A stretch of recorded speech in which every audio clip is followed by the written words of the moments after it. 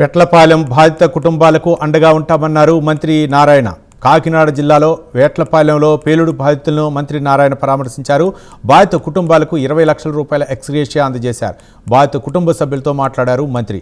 భవిష్యత్తులో ఇలాంటి ఘటనలు జరగకుండా చర్యలు తీసుకుంటామంటున్న నారాయణతో మా ప్రతినిధి కామేశ్వరరావు ఫేస్ టు ఫేస్. అయితే మాత్రం బాధితులకు చెక్కులు అందించారు, వారికి భరోసా ఇస్తున్నారు. సార్ చెప్పండి, ఈ ఘటన చాలా దురదృష్టకరం. ప్రస్తుతం ప్రభుత్వం నుంచి చాలా ఫాస్ట్ గా రియాక్ట్ అయ్యారు. సీఎం గారు వచ్చారు, డిప్యూటీ సీఎం గారు వచ్చారు, బాధితులను పరామర్శించారు. ఏంటి అంటే నిజంగా ఈ ఘటన జరగడం చాలా దురదృష్టం అండి. ఒక 20 మంది చనిపోయారు, 9 మంది హాస్పిటల్లో ట్రీట్మెంట్ తీసుకుంటున్నారు. ఒక ఇద్దరు అయితే ప్రైవేట్ హాస్పిటల్లో ట్రీట్మెంట్ చేసుకుంటున్నారు. వాళ్ళకి ఇబ్బంది లేదని డాక్టర్లు చెప్పడం జరిగింది. ఎవరైతే ట్రీట్మెంట్ తీసుకుంటారో వాళ్ళకి కొద్దిగా క్రిటికల్గానే ఉంది. ఏదేమైనా ఇక్కడ 8 మందికి లైసెన్స్ ఉండటానికి వాళ్ళు 31 మందిని పెట్టారు.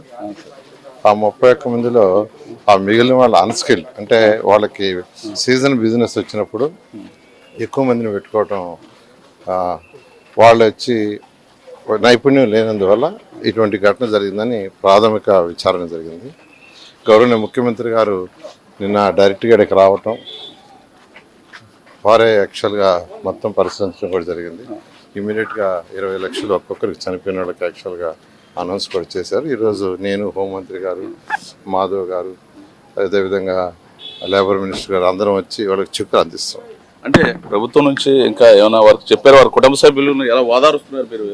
ఖచ్చితంగానండి. ఒకరిద్దరు యాక్చువల్గా హౌస్ లేదంటే హౌస్ కూడా ఇవ్వమన్నారు, అది కూడా చేస్తున్నాం.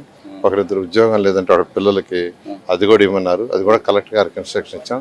ఆ విధంగా వాళ్ళకి ప్రభుత్వం తరఫున అన్ని విధాలు సహాయం చేయడం. ఈ ఘటన సంబంధించిన వ్యక్తులను శిక్షించే అవకాశం ఖచ్చితంగానండి. ఆల్రెడీ 4 ఆఫీసర్స్ సస్పెండ్ చేశారు. ఘటన జరగడానికి ఎవరైతే బాధ్యులో వాళ్ళ మీద యాక్షన్ తీసుకోవడం జరుగుతుంది. ఇది ప్రస్తుతం మున్సిపల్ మంత్రి నారాయణ చెప్తున్న పరిస్థితి. ఇప్పుడే బాధితులు కుటుంబాలని కలిసి చెక్కులు అందజేసాం కూడా. వారందరికీ మా ప్రభుత్వం నుంచి అన్ని విధాలా కూడా మొత్తం ఆదుకుంటాం. దానికి సంబంధించి ఇప్పుడే బాధిత చనిపోయిన కుటుంబాలందరికీ కూడా 20 లక్షలు ప్రభుత్వం 20 లక్షల రూపాయల చెక్కుని అందజేసాం. దాంతోపాటు కూడా ప్రభుత్వాలకు ఇల్లు లేని కొంతమంది ఉన్నారు, వారిని అందరికీ కూడా ఇల్లు కూడా సీఎం చంద్రబాబు అయితే శాంక్షన్ చేసి ఇల్లు కూడా కట్టించమని చెప్పారు. దాంతోపాటు మరి కొంతమందిని చెక్కులు ఇవ్వడానికి బయలుదేరని చెప్పి మంత్రి నారాయణ చెప్పిన పరిస్థితి ఉంది. ఇది ఇక్కడ ఉన్న తాజా పరిస్థితి. Water studio.